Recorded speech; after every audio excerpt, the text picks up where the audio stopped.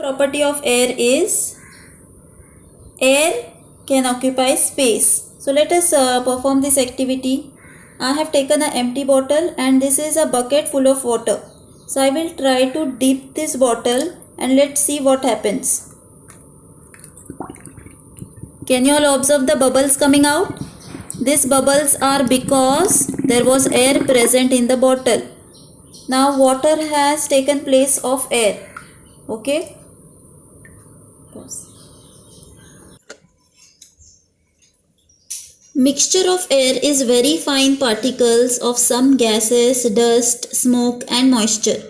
When rays of light fall on these minute particles, the particles spread the light in all directions. This natural phenomena is called scattering of light.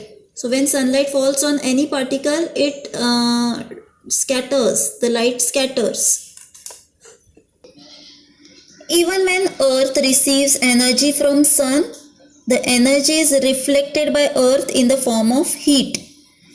So when energy reaches from sun to earth reflects all the energy in the form of heat. If earth do not reflect this energy in the form of heat, what will happen? The temperature will rise. The temperature will keep on rising. So what happens? Because of air which is surrounding, or this atmosphere which is surrounding, it helps or it absorbs some part of heat and gives some heat to others, because of which the earth remains warm and there is a suitable climate for living world on the earth. And if there was no earth, then the temperature would have rise, or the average temperature of earth's surface would have been very, very low. Okay, so this is very important that the temperature regulation is done because of atmospheric air. Another property of air is it is a medium for transmission of sound. So all sound that we hear reaches through surrounding air. Now the density of air also changes due to change in its temperature. In winter season, the density of air increases. Okay, and during morning time in winters we can hear sound from long distance. So another property of air is it can be a good medium for transmission of sound.